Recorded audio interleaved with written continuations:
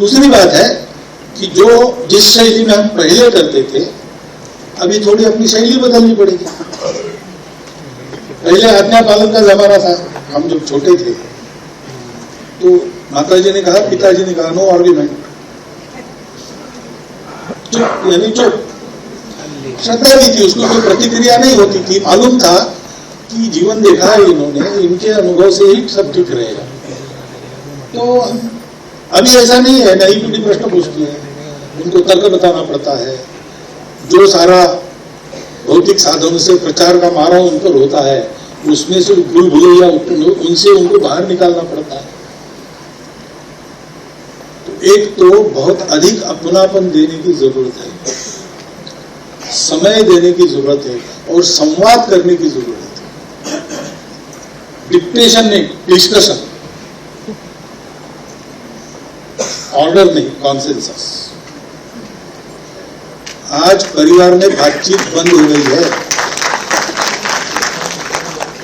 अपना मोबाइल, सब लोग ऑफिस से पति पत्नी दोनों आते हैं, बच्चे भी स्कूल से आते हैं, भूख लगी है इसलिए कुछ खा लेते हैं। हर एक आदमी अपना मोबाइल लेके बाहर से मिलने के लिए आ गए, उनकी भी सुननी है ना, ऐसा आपका भी अनुभव है। इसको बदलना पड़ेगा तो समय मिलेगा, समय मिली तो बात होगी, बात में गपशप होगी तो बच्चा खुलकर कुछ बोलेगा।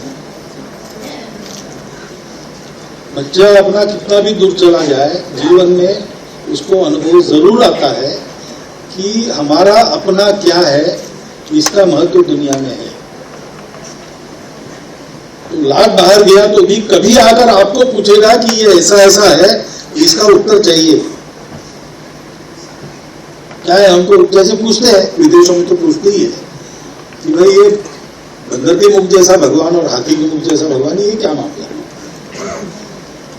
अब वो घर में आके पूछते तो घर में पिताजी को पता नहीं, माताजी को पता नहीं। टेक्स्ट बुक में आना चाहिए, ठीक है, टेक्स्ट बुक में आना चाहिए, कोई बात नहीं, लेकिन टेक्स्ट बुक पर बच्चों को छोड़ देना है क्या। अपने बच्चों की परवरिश पहले 12 साल तक अपने हाथ में रहती है। हम कुछ उनको बताएंगे कि नहीं, तो हम सीखेंगे कि नहीं, हमें जानकारी लेनी कि नहीं, ये करना पड़ेगा। उसके आधार पर उनकी जिज्ञासाओं का समाधान करना पड़ेगा। जो हम उनको बताएंगे वो अपने जीवन में उनको दिखना चाहिए। अभी ऐसा नहीं मानेगी नई पीढ़ी, जो आप कर रहे हो वो बोलो। तो बड़ा वो विश्लेषण करते हैं, फोन पर भी झूठ बोल रहे पिताजी, तो माताजी को कहते कि हमको कहती हो, वो तो झूठ बोल रहा,